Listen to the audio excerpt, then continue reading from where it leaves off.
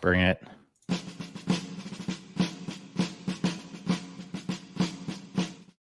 Hey, everybody. Welcome back to The Collective. We have another fantastic show for you all today. I'm very excited. My cold is finally going away. Still kind of here deep down in my chest, but it's finally clearing up. And while I clear up my sickness, everybody out there should be liking the show, subscribing to the channel, hitting the notification bell, all that jazz.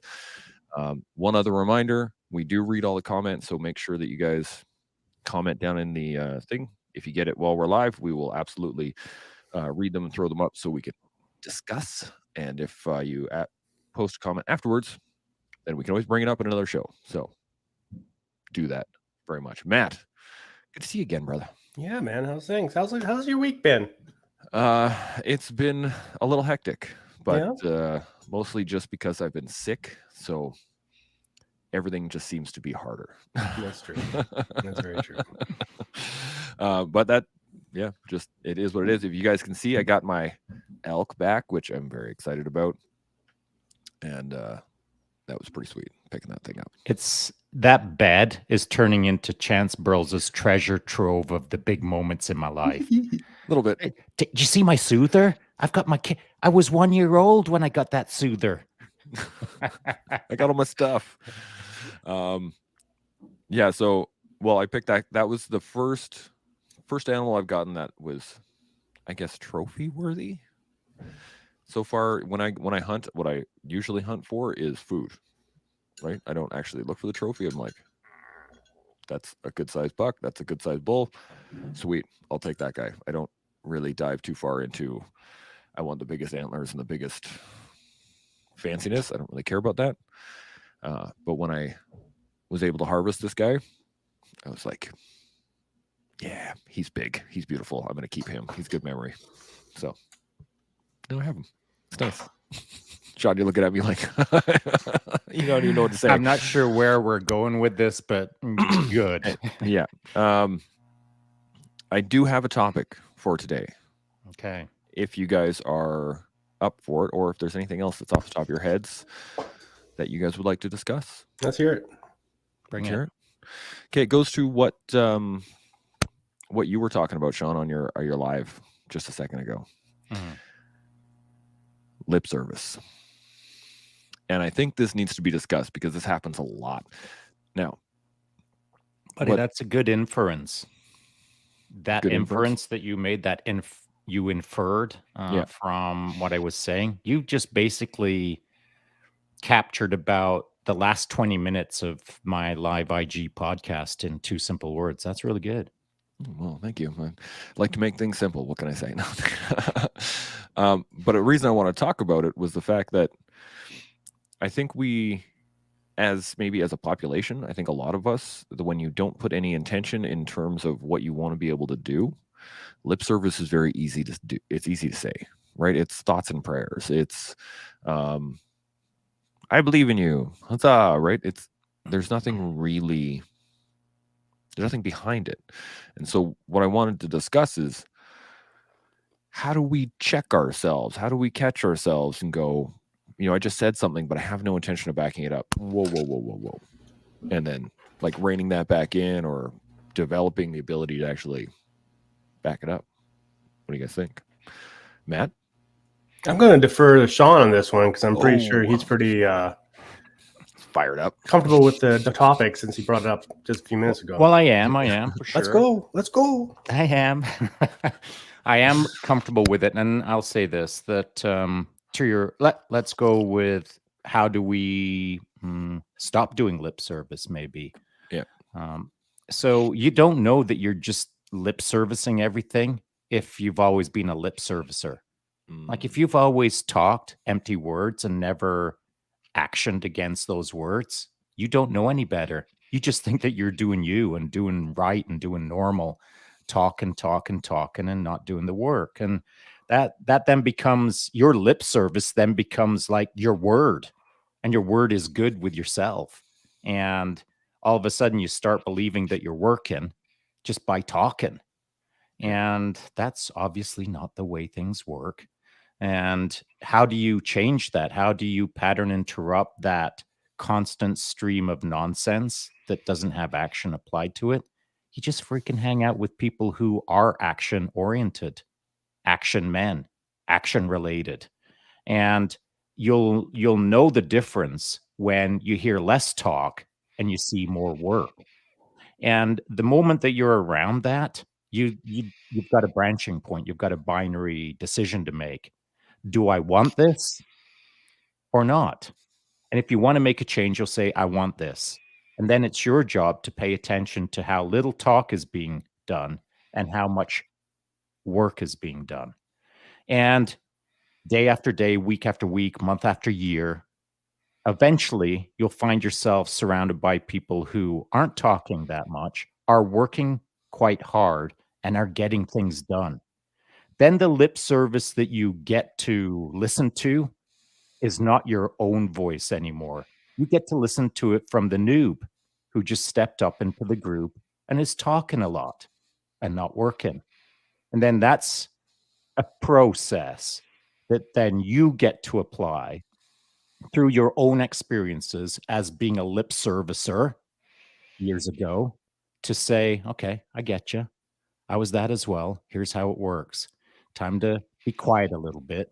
Time to work a bit more and get in the game with us. And in time, you'll be able to help someone else out who just does lip service. Yeah, that's a great introduction to it for sure. Matt, you got any thoughts? No, it's pretty much what Shaun was like saying. It's really about the group and people you're with, from what I'm understanding. Shaun, please correct me if I'm wrong. No, But you're right. if you are into I want to say relationship, but a collective, where you're actually with people who don't do the lip service and actually back their words with action. That's what the key thing is for not being lip servicey. One of the rules I live by in my life is that there's only 3 things I can control: what I say, what I think, and what I do. And if I say something, I better be able to do it, right? And I'm thinking it, I better be able to action it, right? But I also think that lip service nowadays is also turned into a lot of dead metaphors. And I'll bring up something that we talked about last Sunday with the whole "I have your 6" or "I got your back" kind of thing. That is a well-known, well-accepted term in the mental health / veterans community. Is like, oh yeah, you know, buddy, I got your 6. Call me when you need it. That's turning into a dead metaphor where it's more just correct to say it and not like, oh, I'm for mental health. I have you, you know, I'll help you, but I'm just going to say this. That's the dangers of lip service and saying things that you actually cannot follow through or action on. Yeah, buddy, that is, I mean, let's just end now. It's really nice out. So we all learn, build, and grow. It's really nice out. I wouldn't mind getting a ride in. Yeah. And so, like, I could end it right now, I swear. Yeah. No, you know what? The one point that I kind of clicked on, I guess, and sticking in my head, is that in order to end lip service, and you know, I'm guilty of this as myself many times, is you got to stop giving lip service to yourself. You have to be able to action your own words. And, you know, we talked about this with Rob and yesterday with Seb, was the fact that, you know, if you're going to say, hey, I got your 6, call me anytime. A, you got to be ready to pick up the phone, and B, you got to be ready to answer it, right? You have to know what you're talking about. But a lot of it comes back to what you're capable of doing and what you are going to give yourself. And to use the example that you that you came up with on your IG live, there was the "Park Like a Dad" hashtag. It's mind-boggling, man. Mind-blowing. Park like a dad. That is the men's mental health friggin' wow. Anyway, literally, it's hashtag lip service. It really is 100%. And the whole concept of it, though, comes from a place of, we don't know, what do dads do, right? And that's the concept of what men's mental health is. Dads. But men's mental health goes so much deeper than that. It's not about, you know, the 40, 50, 60-year-old dads who have, you know, lived a large, you know, well-intentioned life, whatever. It's or not. but it's about all men of all walks of life, of all ages. It's that insane. Like, to just say, hey, you're a 22-year-old dude that's struggling because in society it feels like you're being attacked. Go park like a dad. Go park like a dad. Right? Like, I got your what? 6. I got your 6, right? Or thoughts and prayers. It's nothing. It is literally It's nothing. worse than that, buddy. It's not nothing. You're right. It is worse than nothing. It's a backsliding negative is what it is. Yeah. It's another year that slipped by with some worthless marketing department putting out some worthless lip service with zero thought. And there's another year gone by. Another opportunity missed for men to become healthier from a mental health perspective. What the heck, man? What's next year? Hashtag. Yeah. How could it be worse than park like a dad? I have an interesting metaphor, or maybe it's an analogy. We'll see what happens. But I have this concept. It just kind of struck me was it's similar to hunting, in my mind at least. If I'm going to hunt, for me, and again, I'm just going off of my own mentality. If I'm going to hunt, I want to actually hunt. I want to physically be on the ground. I want to be looking for tracks. I want to be looking for sign. I want to be involved in the hunt. And then there are other people that I know that when they say I'm going hunting, they're going to go sit in a tree for 12 hours and just sit there and hope that something comes by sometimes. There are people that have the whole setup and all these things. I'm not talking about that, but there's a mindset difference in that. If you are hunting for something, if you're trying to fix something like men's mental health, if you're trying to actually develop that into a conversation, you need to be hunting for it. You need to be on the ground, talking to people, engaging with them and saying, what are some of your biggest issues? Let's talk about it. Okay. And then you can develop, a poll or perhaps some sort of questionnaire. But again, that takes action, which means that the lip service isn't there because you're hunting for solutions rather than sitting in a chair hoping that something comes by and you're just going to happen to shoot it, right? It really irks me. So when you were talking about earlier, using your example as hunting, what you're describing is not the case. If we were talking about mental health specifically, it would be a guy who's never hunted, who doesn't know how to hunt, and is going to try a thing called hunting to see if it's helpful for him.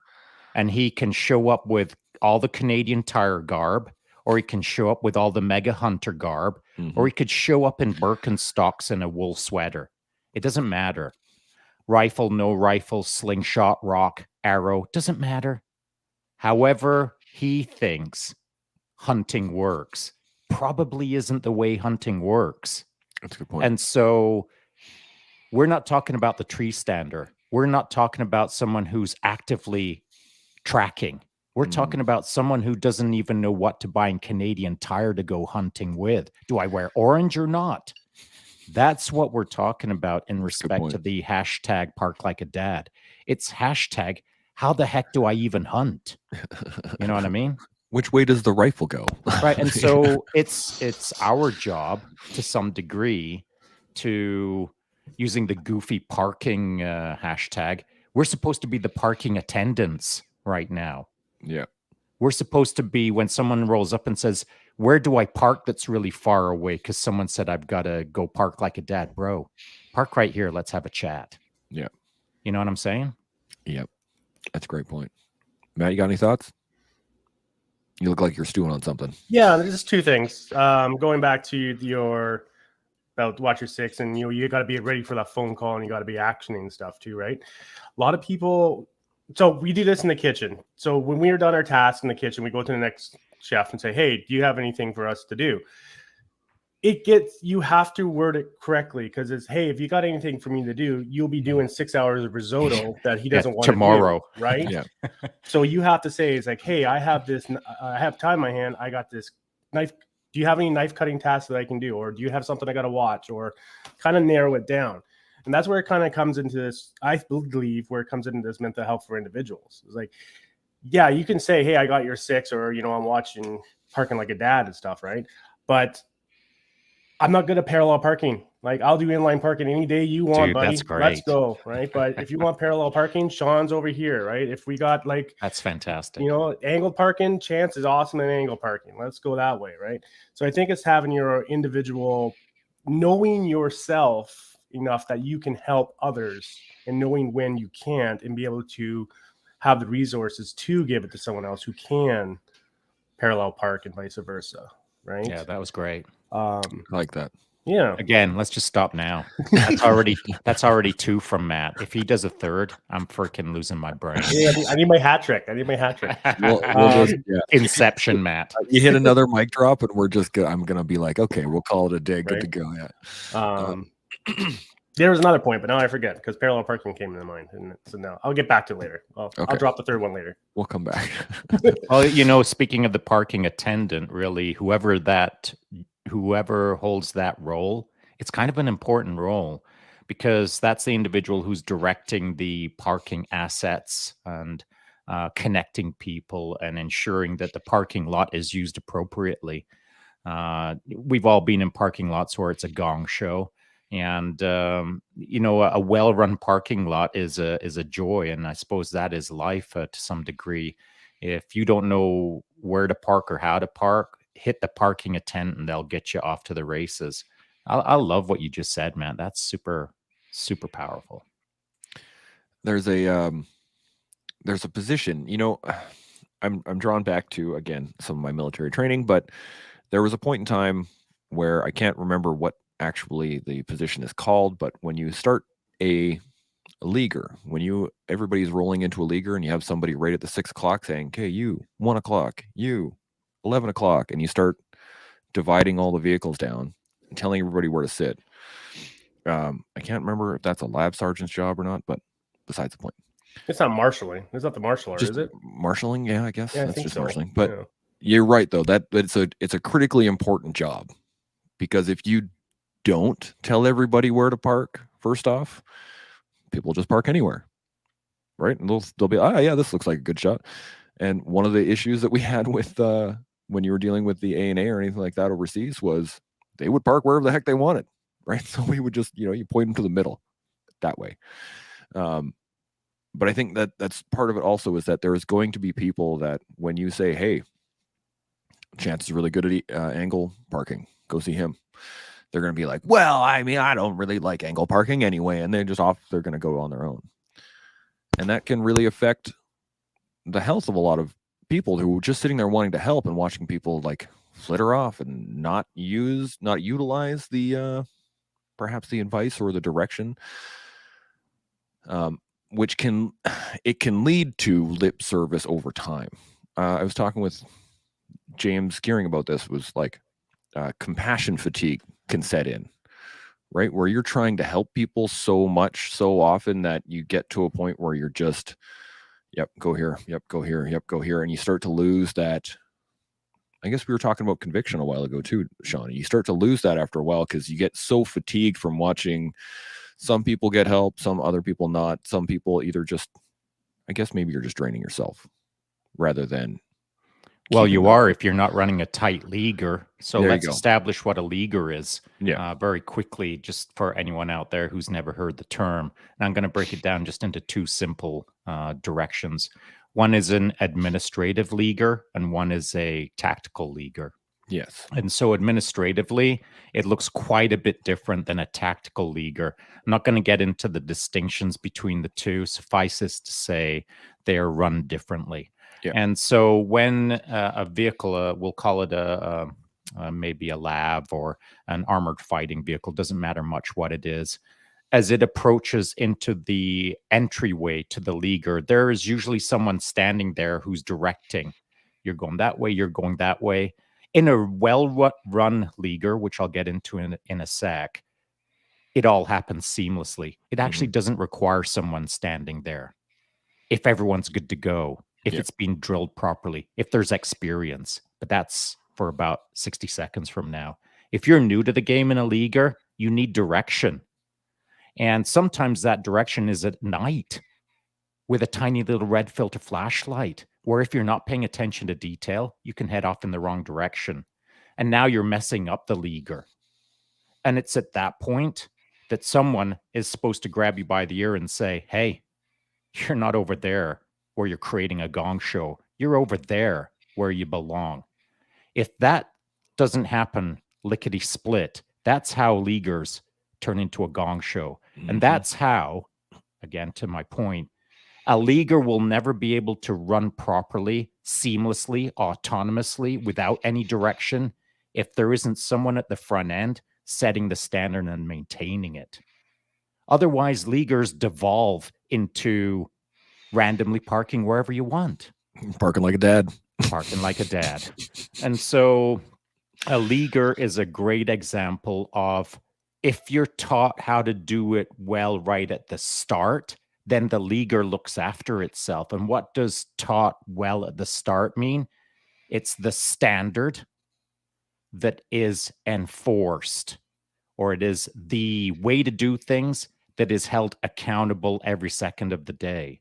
So there is a standard and there is an accountability. That's how leaguers work. That's how mental health works. Yeah.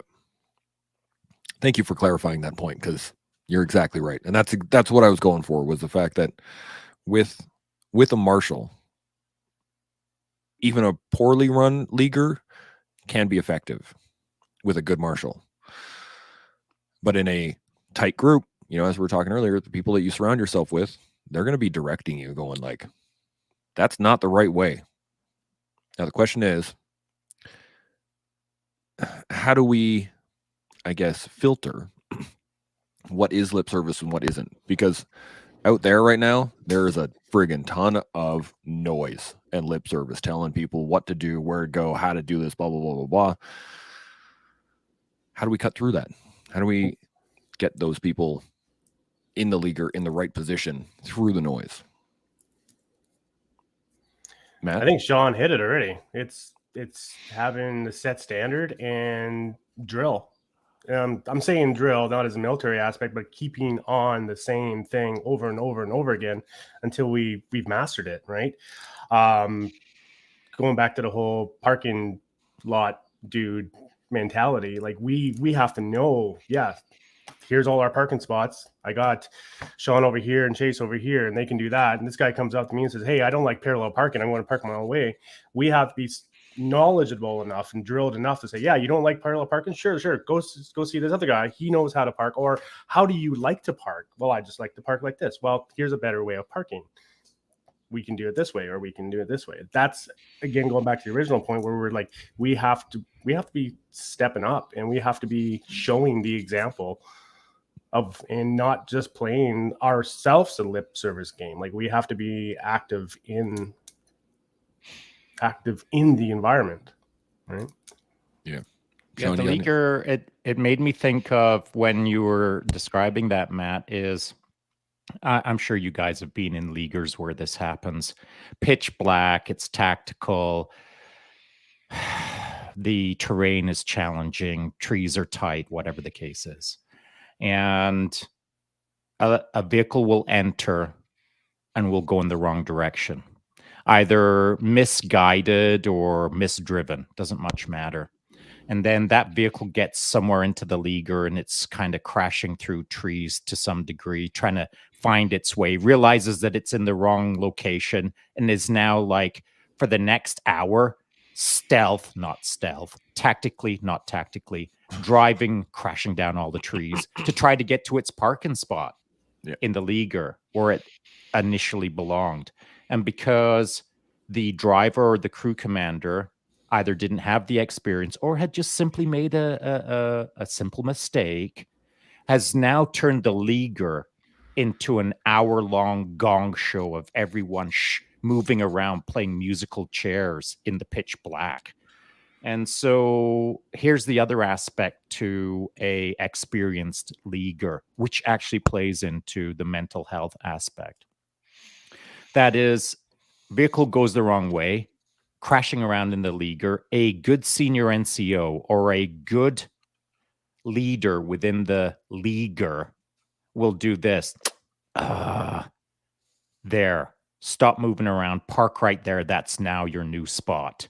We'll adjust everything on the fly. We'll talk about it later. For now, stop moving. Get your troops out. Trenches, blah, blah, blah. All the usual stuff. That's what an experienced mental health professional will do in that moment. They will recognize that they've gone in the wrong direction, but to get them to the right direction will cause so much turmoil that the professional will adjust and adapt in the moment to make sure that that outcome is about as good as it can be given the circumstances. But holy moly, that takes, we'll call it leaguer experience or life experience, more correctly in mental health. And so if you have been directed wrong at some point in your past, either from a mental health professional or your peers or your whoever, your neighbor, and you now realize that you're the guy crashing around in the leaguer in the pitch black causing turmoil, it's cool. No big deal. Just stop. Put your hand up and say, someone help me. Where do I belong in this leaguer? Should I wait here or should I move there? And someone will guide you. And it might just be as simple as this. Stop making noise. Just hang out here. We're going to be quiet for a bit and we're going to talk quietly. We'll sort this out. Then we'll get you back into the leaguer. Then we'll get you back into the game. And before you know it, you'll be the marshal of the leaguer. It's going to take time. It's a process. But for now, let's just stop causing turmoil. Yeah. Yeah, that's a great point. Agreed. Matt, you got to stop playing with your mute switch on your mic. Sorry, dude. We can hear it every time you click it on and off. I got kids like right across the wall yelling and screaming. They're not even mine. So It's not too can't- bad. It's only yeah. a tiny click. okay, Yeah. cool. That being said, we should start like a hashtag parking a leaguer. Yeah, that's right. Marshal up, boys. I like it. Well, funnily enough, park like a leaguer. I know I have parked in a leaguer in the pitch black tactically and spent an inordinate amount of time wandering around trying to find my way in a leaguer that I don't understand. I've done more walking in a leaguer than most men have done in a parking lot for hashtag park like a dad. That's for sure. Excuse me. The thing that I'm kind of, I guess, trying to kind of hammer down on the point is the fact that it really only takes each of us to really want change. We really want change. And I don't mean just like, oh, it'd be nice if this was different. I mean, I'm going to freaking change this because it's messed up. And I saw a post a long time ago I see it every once in a while on social media for a little bit. And it was like, if social media didn't exist, how much of an activist would you be? Because there's a lot of people using social media, especially to just espouse things, right? Everybody has a voice now. Everybody can talk and everybody's talking at each other. But if that disappeared, how much actual work have you put in? How much stuff have you done in order to change either the narrative? Because again, talking is great. Talking is great. And as Shaun alluded to earlier, though, and Matt alluded to this earlier as well, you have to be able to back up those words. And if you can't, then you're part of the lip service. You're the one of the guys just signaling out in the wilderness for the leaguer, confusing everybody else trying to figure out what the frig they should do. Because unfortunately, there's so much confusion I'm seeing out there. I'm scrolling through social media on the regular looking for people to come and chat and have on the collective and so on and so forth. And I'm just seeing all this noise. You got one side saying, absolute hardcore masculinity. Let's go back to the 1700s where we used to own people, right? And then you have other sides screaming at the wind saying, well, no, it's all about being a professional warrior at all times. And everybody there's all of these avenues and all of these marshals in the dark swinging their friggin' lights out, so that it's just confusion. It is. So let me hit you with this. Yesterday, I was on my ride. Towards the end of the ride, I was on a tricky little section that's uphill, quite a bit of workload. And I've done that climb so many times, I can't even count that high. I know it as well as anyone in the world does. And as I was going up it, I got to a point where I was thinking to myself, man, I'm really tired. Too many days in a row, too many days of 2 rides per day, and blah, blah, blah, all the usual excuses. I'm tired. And so as I was grinding, I was like, man, I could easily drop my arse back down onto the saddle and kind of slow grind this out, easy peasy. I'll get to the top, but I'll just do it in a different way that is, quote unquote, in my mind, lazier. And so that's just not my way. But then I've got a decision to make, the decision that I've been making all my life. And it's this: no one's watching me. I could slack ass it right now. But I know me. I'm always watching me. And if I slack ass it, I'll know it. And then when I know it, I feel it. And when I feel it, I don't like it. And so I've been able to work in absence of any eyeballs on me for a long, long time. And I mean, work like a dog. And so it's kind of normal to me to work in absence of anybody viewing how hard I'm working. But for me, even for me, and I'm not saying even for me like I'm the only one on the planet, but I know how to work hard in the dark. Even for me on that climb, I was still getting that corrosive mindset of, yeah, but no one knows that I'm working this hard. No one would say anything because there's no one to say anything if I just slacked off a little bit here. But it's not my way. But that's unusual. That's not common out there right now. A lot of people need eyeballs on them to pick up the pace. And if they know that if they round the corner of a building, the moment that they round around it and there's no eyeballs on it, they slow their walk down a little bit. It's all about internal for me. And I know that a lot of people externally drive their life because now there's eyeballs on me. Now I'm going to pick up the pace. I'm just not that way. Because that's how I was taught, was do the work in the silence, do the work in the shadows, do the work when nobody's watching. And it's really, really hard to do, but it's really, really liberating. When you know that your life is not predicated on someone seeing it, you can just go out and crush. And the results eventually show up. The outcome of hard work without constantly waving a flag about I'm taking souls or whatever the hell nonsense is going on out there. Just do the work in absence of eyeballs. And eventually eyeballs will start paying attention to you. I like Kind that. of goes back to that whole the elk in the field thing that we were talking about 2 weeks ago.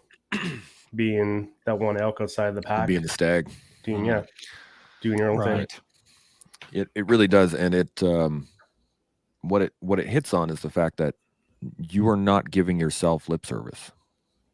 Yeah, true. And that's, I think, the difficult part is those that are, I mean, and I'm guilty of it as myself. I don't mean just like those as others, is that a lot of times we can just give ourselves that lip service. Like, oh yeah, it's okay. I don't need to do that right now. Well, yeah, you can do that, but more corrosively, what you can say is, bro, I got your 6. Exactly. You don't even have your own.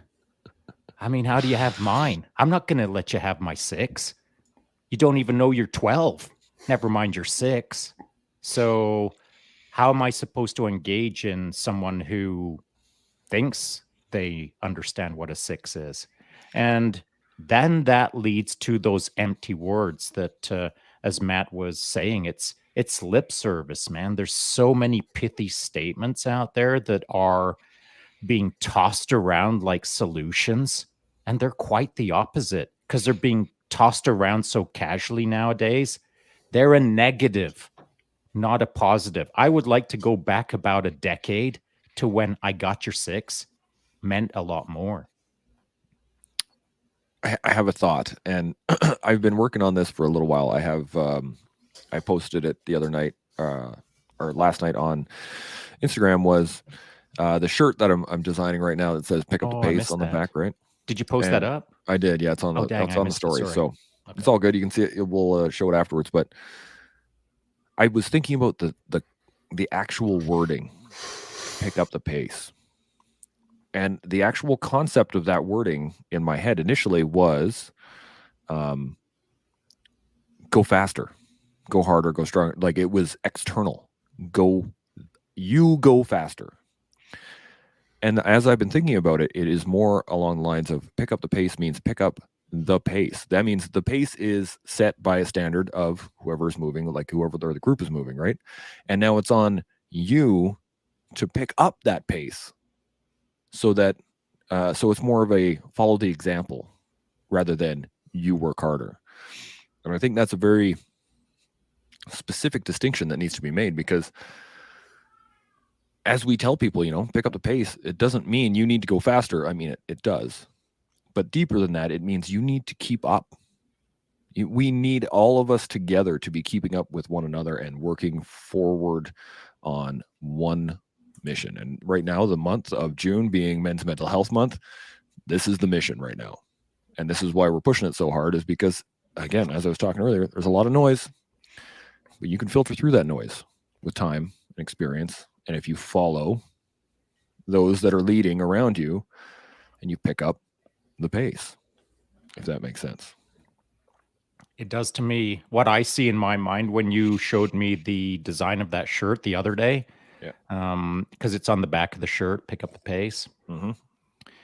It simply means this to me. It's like a platoon of guys running down the beach.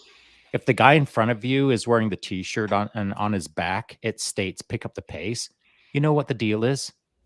If that guy starts getting too far ahead, you got to pick up your pace. Mm-hmm. But the best part is the guy who's wearing the t-shirt knows that that's what's on his back. He's leading the pace for the person in front of him. And he's saying to that guy, pick up the pace. But he knows that he's the pace.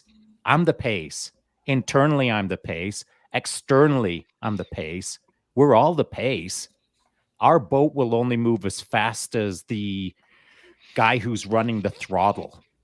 And if we're all on the same boat and the guy in control of the throttle is like, it's a 1 out of 10, man, we're not going to accomplish much as a group in our entire lives.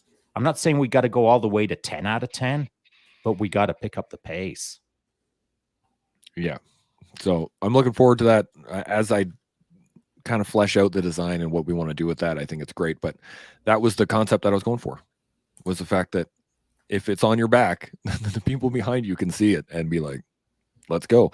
Now, the benefit of that is if somebody else is wearing it too and they pass you, guess what? Dude, 100%. Now you got to pick up the pace. Right? So, and I think that's kind of what we're doing here at the collective. It's we're setting a pace. We're setting a standard for thought, for intention, for development of conversation, all these things, but also in the fact that we are all trying to action things in our life. Now, here's one of the things. You called me out the other day for not pushing hard enough, because I've had a certain set of things that I've been doing and I've been failing to do them over the last couple of days. And I need that push, right? Sometimes you got to like pick up the pace. So I'm looking at the back of Shaun's shirt saying pick up the pace. I'm like, okay, now it's time to get back on it, because that happens, right? There's times you're going to trip. There's times you're going to stumble. There's times you're going to not keep your own word to yourself. It does happen. Cool. Yeah. Do you know why pick up the pace phrase is so common in the Canadian Armed Forces? Because I've had it said to me 1 gajabillion times, and I've said it 1 gajabillion times. Yep. It's been said to me, and I've said it to others. Pick up the pace, man. Pick up the pace. And it's a really important life message, I feel. Like my concern with pick up the pace is this, that someone out there is going to categorize it as, you can't tell me to pick up the pace. Or conversely, who are you to tell me to pick up the pace? Or maybe it's, why do we have to pick up the pace? That's negative. That's toxic, man. Picking up the pace is toxic. It's too positive. I don't even know what is going to go through people's heads if they see a t-shirt that says pick up the pace. But I know that 100 out of 100 people are not going to look at that t-shirt and think, right on, that is awesome. The people who are not going to like that t-shirt think along these lines. I don't want to pick up the pace because that seems kind of hard. That seems kind of like, what's the point? That kind of seems sweaty. Well, I guess it's our job to explain why we all should be picking up the pace. You can throw a t-shirt on, but if you're wearing it and you haven't thought about why we all have to pick up the pace, that is the deeper t-shirt, in my opinion. Picking up the pace too also has a different meaning than just going faster and more forward, right? I mean, if the pace slows down and you're that one person running around like that vehicle in the leader trying to find a spot going through the bush, right? You have to pick up the pace of the people around you or what's going on in your environment, right? So maybe it's time to slow down. Maybe stop being so frantic about life and stuff and just slow down and learn that there's, more than one way up the mountain. And follow other people who are on the same path, right? So I think pick up the pace is very, very good as a hashtag, in the fact that it doesn't necessarily always mean go faster, go harder, keep up. It's literally the pace synchronize, be in flow, right? I think that is a good way to explain it too, against the toxic comments, right? Agreed. Is that it's not about going faster. It's about knowing your own pace too, right? Yeah, you can be part of a group. You can be part of, marching orders and everyone's marching. But when you're on patrol, you are not doing a 30 beat per minute walk. You got your eyes down. You're looking on the horizon. You're looking for threats and everything. And that pace is slow. It's deliberate. It's concentrated. Yeah, it's a team. It's a team thing too. Right? Because other people are watching your 6 while you're watching the 3 or the 9 or the 12 or, the 345 or whatever you got, right? But it's the pace is a group thing as well as an individual thing. Yeah, and as you stated that, Matt, what popped into my mind was if I walk into a grocery store and buy a bag of chips and someone says, that'll be $3.67 and I got your back. I got your 6. I'm like, what? You're a cashier. What do you even know about? You got my 6. I'll tell you who does know who's got my 6 is the guys who were on my team about 12 hours ago when we were moving through a swamp.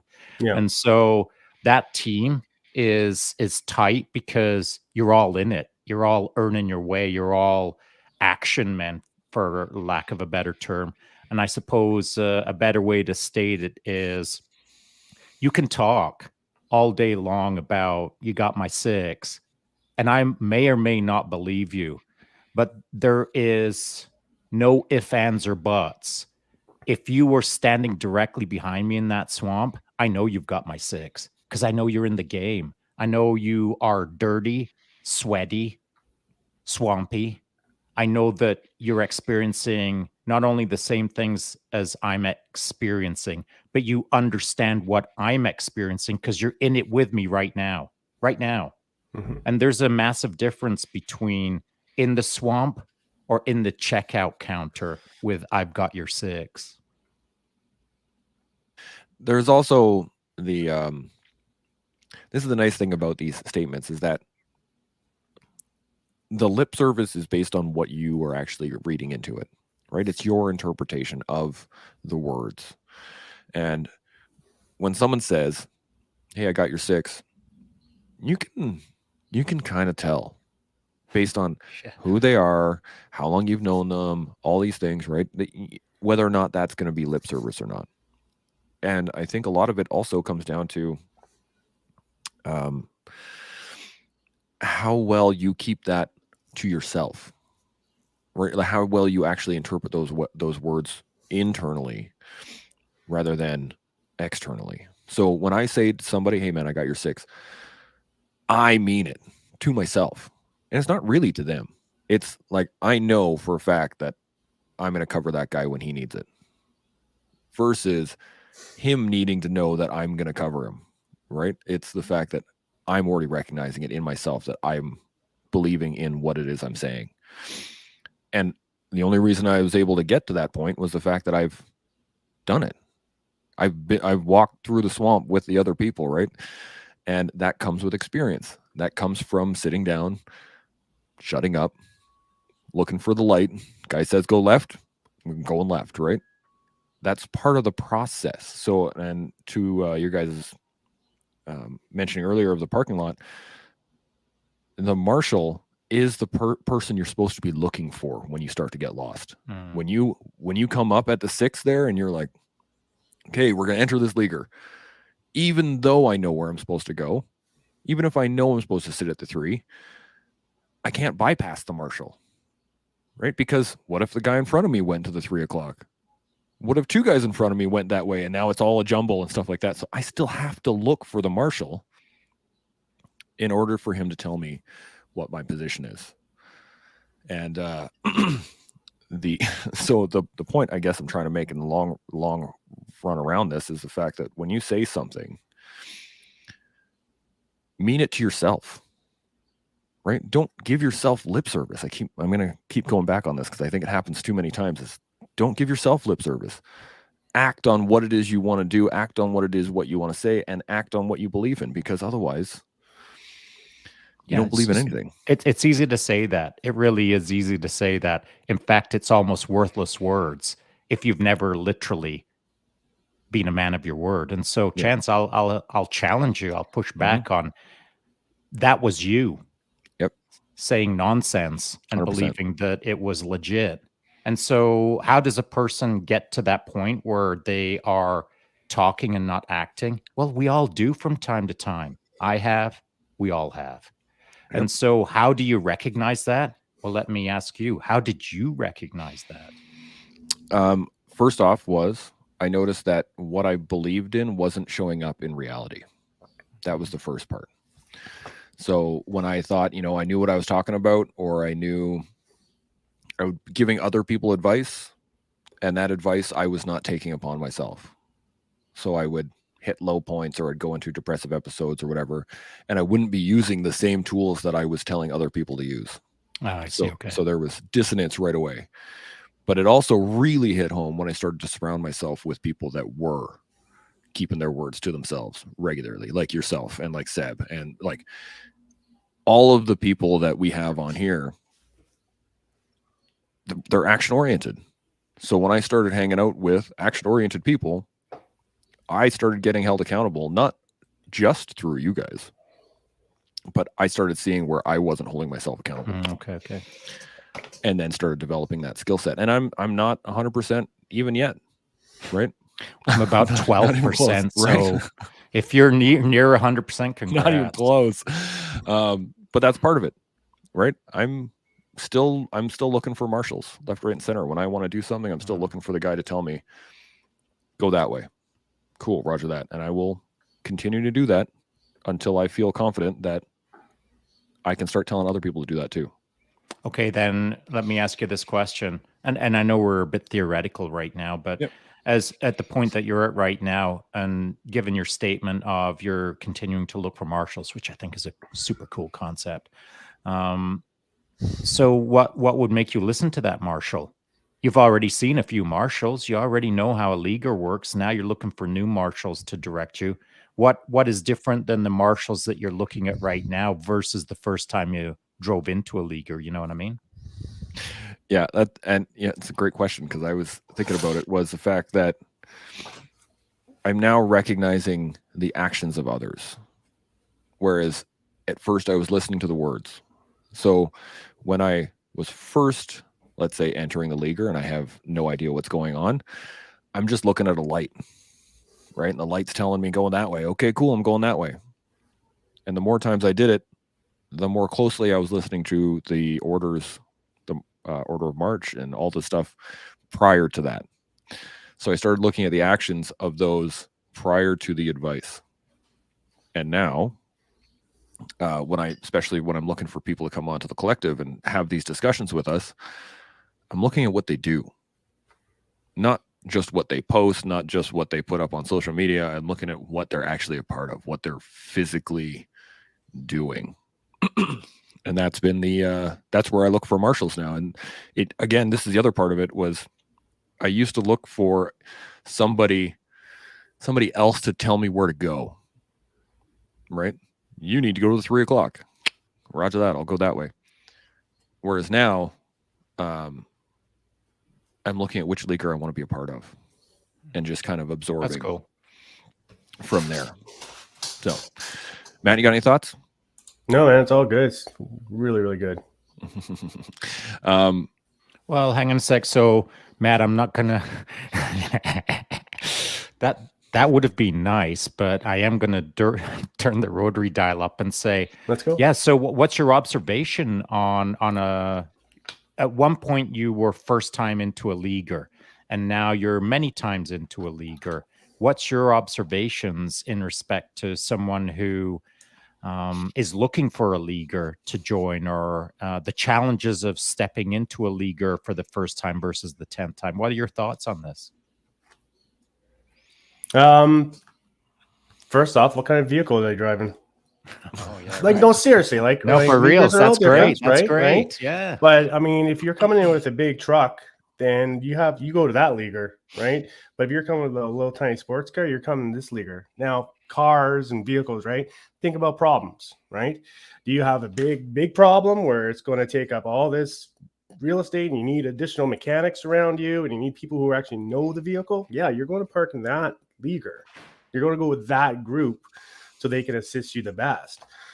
But if you have, like, Bugatti problems, you're not going to be parking in the bush. You're going, somewhere where Bugattis like to live, right? So I guess it's Totally about dig it. knowing which leaguer you fit and what you are looking to receive and give. Again, give and take, because you're watching an angle while someone else is watching an angle and helping you. You got to be in that right group with the right mindset to be helped or supported throughout the leaguer process. Right, your marshals will know how to park big trucks. They may not know how to, put your Bugatti where your Bugatti needs to go.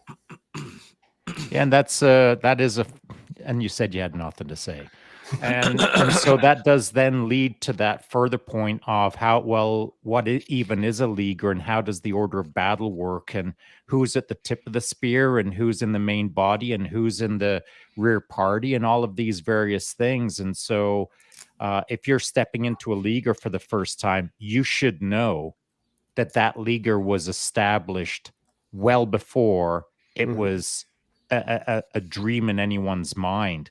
There have been assets out the front of the battlefield, or penetrating beyond the front of the battlefield, to establish where the leaguer should go and how it should look and how it should be oriented and what its next phase in the battle is. And so there's always someone in front of us that should be establishing the tactical and strategic scenario for us. And if we're not in that leaguer, if we're out in that forward element, setting the pace, for lack of a better term, then everyone who is driving into that leaguer, at least when I was a young man driving into that leaguer, I knew that I was part of something bigger. Yeah. And I might not have been at the tail end of the dog, but I definitely wasn't at the nose end of the dog in that early phases of my life. But as I got better at what I did, eventually I became the nose and the teeth. And so it's a great example, Matt, of how we should all not only consider how to move into a leaguer for the first time and how we're supposed to interoperate with that leaguer, but know that it is an integral part of something that is in front of you and behind you as well. Agreed. And the other thing about the leaguer too, getting back to that analogy, is that even when you park at your 2:00 position and that's your position, that is your responsibility. And as much as I do, is that if there's a contact or there's a problem facing where I am looking, it is my responsibility to engage and to inform, hey, I'm getting into trouble here. I need support. Here's my targets, blah, blah, blah. Here's my problems, blah, blah, blah. Right? I need assistance, or what can we do? Right? So just to say that you're part of a leaguer and part of a group doesn't mean you're there passively either. You actually have to be active and engaged in that group. Otherwise, you are going to be that weak link, or possibly where it breaks down. Yep. Yeah. Play your part, and don't ever let down the leaguer. Don't if you crash feel when you don't have to. Yeah. If you feel like you're letting the leaguer down, make sure the unit on your left and right flank can provide supporting fire until you either reload or you can re-engage to some degree. But definitely, Matt, your point is right on that. It's perfect for this entire conversation. Is if you're stepping into the leaguer of mental health, You've got your part to play. Know that there's parts in front of you and parts behind you, and you will be guided and you will be helped and all of that good stuff. But it's all on you at certain points in that leaguer where you have to step up and do your part for the leaguer as the leaguer does its part for you. There's a great line. I heard it, I think, on Jocko at first on one of his podcasts, was it's all on you, but it's not about you. And I think that's a really great point. And there's another point of this that I think we're forgetting. And that is, as you are in the leaguer, there's going to be a point in time where you have to look behind you and you have to see the array of how the vehicles are laid out, right? You have to understand how the leaguer works. And if you realize that, hey, wait a second, this leaguer isn't set up correctly, or why are all of the firepower assets in the middle and none of them on the outside? Why are they being protected, but we're not, like, and so that's part of it. That's how you understand whether or not it is a good or a bad leaguer to be involved in. And I'll use this as an example at one point. And hang on a sec, just not good or bad. Not just good or bad. Because it doesn't have to be that. True. It can be, I see enough now, I've learned enough now that I know it can be done differently. Yeah. Maybe more effectively, maybe not, but done differently. And learn from that. Yeah. And I was going to use an example. At one point when I was overseas, there was a particular leaguer that we were put in. We were set up, and when I actually looked on the inside, there was 4 Lav 25s with the turrets and all that stuff on the center. And on the outsets there was a FAR, like a fuel vehicle, with a guy standing out of his head or out of the hatch with his head up in a rifle as security. So again, when you recognize what a leaguer is and you know how it works and you look inside and go, wait a second, that's part of it too. And you go, okay, now you got to learn from that. This is not the way to run a leaguer. I'm going to be involved in a different one, move on down the range, and then start again looking how to do it either better or differently, or re-engage it from another way. But that it's all great to say, hey, everybody's got a part to play and we're all in this together, but there are people out there that aren't. And there are people out there for their own selves that are in charge of a leaguer, or have a large voice on social media, or have the ability to espouse certain things that are not on. They are unsat, they are bad in general, and they are toxic and are going to end up hurting those people around them. And the faster you can realize that you're involved in those people, the faster you can move on and get better. Yeah. I think just to add to that point too, Chase, when you're saying like look on the inside of your leaguer and see where things are positioned, sometimes it's a good time to get out of that leaguer too. Go for a walk outside of it and go see, like, look in at it and see, okay, why is there a fuel truck there, right? But you can see how it's set up on the outside, and you can see how other people are set up in their leaguers, and you're like, you know what, that one's not set up the way I wanted it to be. Exactly what you're saying, right? I'm going to go check out this leaguer, right? Yep. And it applies personally as well. Exactly. If you take a leaguer as your own self being, right? If you think it's all good to go on the outside and everything's awesome, you're not going to take the time to, well, you should be taking the time to look inwards to see whether or not the core needs work. You go from there. There is one last leaguer reference that I would like to make, and it's this. Leaguers, anyone who is unfamiliar with them, again, they're basically formations that are used for a variety of reasons. Look it up on the Googs. But every single leaguer that I've been in is unique to the environmental conditions or the terrain that we were in. And so sometimes it's perfect because it's a big, wide open space in the middle of Nowheresville, and you can lay it out like a grid square. But in other locations, it's mega janky because it's based on the copse of trees here and the copse of trees there and that small incline and enfilade, defilade, all of the good stuff. So some leaguers are mega janky. Now, here's the fascinating part for me that I recall from when I was a young buck. Some leaders, or some marshalers, we'll call it, didn't like janky because it didn't work for their head. It had to be a ruler. It had to be measured out to the inch. It had to be, I was taught a way, and that's the only way to do a leaguer. Leaguers are janky, man, just like life is. And so anyone that you're involved with who insists that the leaguer has to be to the inch, well, you're in the wrong leaguer. Get in a leaguer that adapts to the environmental conditions, the terrain that you're in your mind, so that it can lay out a protective leaguer that you can resupply and be effective within, that is based on your own mental terrain. And Matt, that is a perfect place to shut her down. I think that was the third mic drop of the show. We'll call that a good one. Any final thoughts, Matt, on lip service, on leaguers, on anything we went over today? No, just we got to hashtag that one. I'm just saying. That's Hashtag or something. I like it.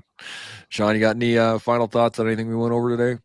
That was a great conversation, fellas. Thanks for bringing the lip service topic. Is fantastic. And I'm sure we covered enough ground today to have others out there chew on this a little bit and think about it in their own way in respect to what mental health means to them and lip service, what that means to you.